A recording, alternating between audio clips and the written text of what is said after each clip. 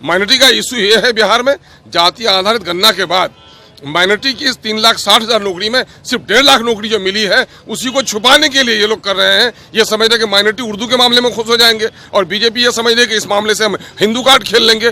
दोनों खेल रहे हैं। नमस्कार, आप देख रहे हैं सिटी पोस्ट लाइव और मैं हूं आपके साथ हर्षिता प्रताप सिंह। बिहार के शिक्षा विभाग के तरफ से 2024 के स्कूल के छुट्टियों का कैलेंडर जब से जारी हुआ है तब से बिहार में सियासी बवाल मचा हुआ है। लगातार मुख्यमंत्री नीतीश कुमार पर हिंदू विरोधी होने का आरोप भी लग रहा है। अब इसको लेकर AIMIM विधायक अख्तरुल इमान की भी प्रतिक्रिया सामने आई है। एक तरफ वो के पाठक की इस काम की तारीफ करते नजर आ रहे हैं, कहते नजर आ रहे हैं कि हमेशा से ही हिंदू त्योहारों और मुस्लिम त्योहारों में जो फर्क है वो तो रहा ही है, तो इसमें के पाठक ने न कुछ बुरा किया है और न ही कुछ बड़ा किया है। तो दूसरी तरफ नीतीश कुमार और भाजपा दोनों पर ही हमलावर नजर आए। AIM विधायक अख्तरुल इमान कहते नजर आए कि जेडीयू और भाजपा दोनों ही इस बात का फायदा उठाने के चक्कर में, एक तरफ जेडीयू माइनॉरिटी पे अपना खेल खेल रही है तो वहीं दूसरी ओर भाजपा अपना हिंदू कार्ड खेलने के चक्कर में है। क्या कुछ कहते नजर आ रहे हैं अख्तरुल इमान, ये हम आपको पहले सुनाते हैं। बोलते देखा जा रहा है कि छुट्टियों का ताल्लुक पर्व त्योहारों से है, तो मुस्लिम और नॉन मुस्लिम पर्व त्योहारों में हमेशा डिफरेंस रहा है। इसने किया है तो कोई बुरा काम नहीं किया है, कोई बड़ा काम भी नहीं किया है। दरअसल यहाँ मुद्दे हैं बेरोजगारी के, मुद्दे हैं बच्चों के एजुकेशन के, मुद्दे हैं बीमारों के दवाओं के, मुद्दे हैं डेवलपमेंट के। ये सारे मुद्दे गायब करके लोग खेल रहे हैं और आप लोग उसके चक्कर में पड़े हैं। इसमें दूसरा मामला असल है। मामला ये है कि बिहार में जाति आधारित जो गणना हुई है उसमें माइनॉरिटी की आबादी हो गई है 18%। 20 लाख नौकरियों में माइनॉरिटी का शेयर होता है 3,60,000, उसको मिली सिर्फ 1.5 लाख नौकरी। तो माइनॉरिटी के दरमियान में जो आवाज़ उठ रही है तो एक दो चुटकुला छोड़ दिया कि जुमा के दिन छुट्टी तो उर्दू के दिन छुट्टी, ताकि माइनॉरिटी के लोग खुश हो जाएं। और बीजेपी को मामला ये है कि माइनॉरिटी के बारे में उनको भी इंसाफ नहीं करना है, तो वो इसको हिंदू कार्ड बनाकर ये खेल रहे हैं। दोनों खेल रहे हैं माइनॉरिटी के लोगों के मुफाद से। पर कहा जा रहा है कि के पाठक तो कहीं ना कहीं बिहार के एजुकेशन सिस्टम को संभाल रहे हैं ना, सुधार रहे हैं, बदलाव कर रहे हैं ताकि बच्चों को अच्छे से अच्छे नॉलेज मिल सके। अरे भाई ये कोई बड़ा मुद्दा ही नहीं है भाई, इसमें अगर सुधार की जरूरत है तो सुधार भी कर लेगा। न मीडिया का मुद्दा है ये, न सरकारों को ये करना चाहिए, न आवाम को इसमें वावेला मचाना चाहिए। अरे सबरात की छुट्टी तो मुसलमानों की भी काटी है, लेकिन उस वावेला नहीं है। इसको कुछ लोग ऐसे हैं जो बीजेपी के लोग इसको बहुत बढ़ा चढ़ा के पेश कर रहे हैं, लेकिन दोनों खेल रहे हैं माइनॉरिटी के इशू से। माइनॉरिटी का इशू ये है बिहार में, जाति आधारित गणना के बाद माइनॉरिटी की इस 3,60,000 नौकरी में सिर्फ 1.5 लाख नौकरी जो मिली है उसी को छुपाने के लिए ये लोग कर रहे हैं। ये समझ रहे कि माइनॉरिटी उर्दू के मामले में खुश हो जाएंगे और बीजेपी ये समझ रही है कि इस मामले से हम हिंदू कार्ड खेल लेंगे।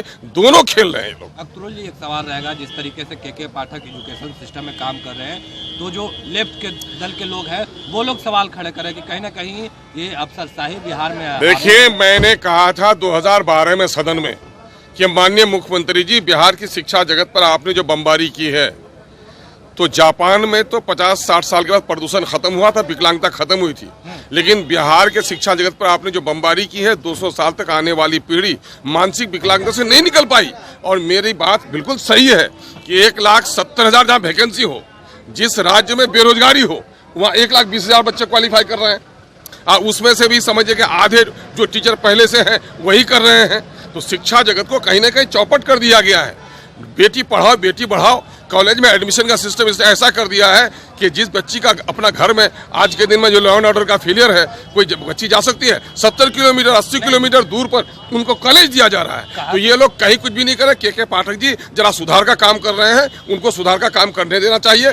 पिछले दिनों से लोगों ने चौपट करके रख दिया। के पाठक ठीक काम कर रहे हैं। यकीनन एजुकेशन को सुधारने के लिए जो कोई भी काम करे उसकी सराहना करनी चाहिए, लेकिन लोकतंत्र में ये होता है कि अफसर कम दिखता है, मंत्री ज़्यादा दिखना चाहिए। लेकिन नीतीश जी का मामला ये है कि यहाँ पर नौकरशाही इतना हावी है कि लगता है कि अखबारों में देने के लायक है खबर कि एजुकेशन मिनिस्टर गायब हो गया है। शायद एजुकेशन मिनिस्टर गायब, बिल्कुल, तो अखबारों में देने की चीज़ है ये। एजुकेशन मिनिस्टर किसी भी पॉलिसी में, इस किस्म की पॉलिसी में एजुकेशन मिनिस्टर को बहुत सारी पॉलिसियां होनी चाहिए। अगर नौकरशाही सारा काम करे तो फिर लोकतंत्र का क्या मानी रह गया? एजुकेशन मिनिस्टर को कई सारी जानकारियां भी नहीं रहती है और कई नियम। अब भाई ये तो मैं कह रहा हूँ, मैं जो कह रहा हूँ कि नीतीश शासन में नौकरशाहों की चलती है, मंत्री की नहीं चलती है, दिखावा है। आपने सुना, साफ तौर पर अख्तरुल इल्मान भाजपा और जेडीयू दोनों को घेरते नजर आ रहे थे, कहते नजर आ रहे थे कि इस छुट्टियों की कैलेंडर पर जेडीयू और भाजपा दोनों ही अपना अपना फायदा देख रही है। एक तरफ जेडीयू माइनॉरिटी का खेल खेलकर फायदा उठाना चाहती है, तो दूसरी ओर भाजपा अपना हिंदू कार्ड खेलकर इस बात का फायदा उठाने के चक्कर में है। साथ ही नौकरियों को लेकर भी वो जेडीयू को घेरते नजर आए, कहते नजर आए कि 3,60,000 माइनॉरिटी नौकरियों में मुश्किल से 1.5 लाख ही नौकरियां मिल पाई हैं। इसीलिए इस बात को छिपाने के लिए ये सारा खेल जेडीयू खेलते नजर आ रही है। किस तरीके से आरोप लगाते नजर आए और दूसरी ओर के पाठक के फैसले का समर्थन करते नजर आए एआईएमआईएम विधायक अख्तरुल इल्मान, ये हमने आपको सुनाया। फिलहाल इस खबर में इतना ही। आप आगे की खबरों के लिए देखते रहिए सिटी पोस्ट लाइव। इस वीडियो को लाइक करें, शेयर करें और चैनल को सब्सक्राइब करना ना भूलें। धन्यवाद।